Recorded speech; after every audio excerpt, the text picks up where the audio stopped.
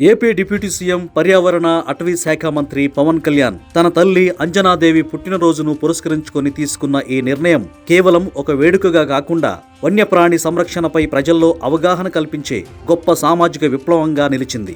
విశాఖపట్నంలోని ఇందిరాగాంధీ జంతు ప్రదర్శనశాలలో ఆయన జరిపిన ఈ పర్యటన ప్రకృతి పట్ల ఆయనకు ఉన్న అంకితభావాన్ని ప్రతిబింబించింది. సాధారణంగా రాజకీయ నాయకులు ఆడంబరాలకు ప్రాధాన్యత ఇచ్చే తరుణంలో ఆయన మాత్రం మూగజీవాల బాధ్యతను స్వీకరించి 10 లక్షల చెక్కును అధికారులకు అందజేయడం ద్వారా పర్యావరణ హితమైన మార్పుకు శ్రీకారం చుట్టారు.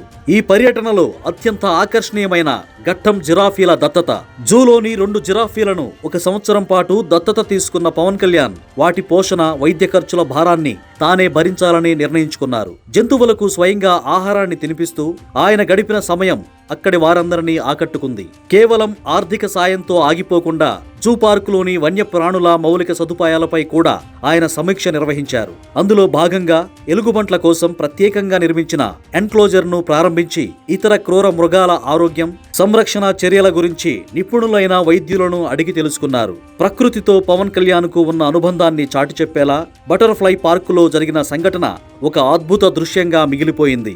ఆయన పార్కులోకి ప్రవేశించగానే వందలాది సీతాకోక చిలుకలు ఆయన చుట్టూ ముసిరి, కొన్ని ఏకంగా ఆయన భుజంపై, తలపైన వాలడం అందరినీ ఆశ్చర్యపరిచింది. ఇది కేవలం యాదృచ్ఛికం కాదని, ప్రకృతిని మనం ఆదరిస్తే అది మనల్ని తిరిగి అంతే ప్రేమగా హత్తుకుంటుందనే సందేశాన్ని ఈ దృశ్యం సోషల్ మీడియా వేదికగా ప్రపంచానికి చాటి చెప్పింది. ఈ ఫోటోలు, వీడియోలు ప్రస్తుతం నెట్టింట విపరీతంగా వైరల్ అవుతున్నాయి. చివరగా రాష్ట్రంలోని జంతు ప్రదర్శనశాలల అభివృద్ధి కోసం ఆయన ఒక గొప్ప పిలుపునిచ్చారు. విశాఖపట్నం వంటి నగరాల్లో ఉన్న భారీ పరిశ్రమలు, కార్పొరేట్ సంస్థలు తమ సామాజిక బాధ్యత నిధులను వన్యప్రాణుల సంరక్షణ కోసం వెచ్చించాలని సూచించారు. జంతువుల దత్తత అనేది కేవలం ప్రముఖులకే పరిమితం కాకుండా సామాన్య ప్రజలు కూడా తమకు తోచిన విధంగా నెలకు 500 నుండి భాగస్వాములు కావచ్చని ఆయన గుర్తు చేశారు. తల్లికి జన్మదిన కానుకగా ఇలాంటి ఒక గొప్ప కార్యానికి పూనుకోవడం అటు వ్యక్తిగత విలువలను, ఇటు ప్రభుత్వ బాధ్యతను సమన్వయం చేసినట్లయింది.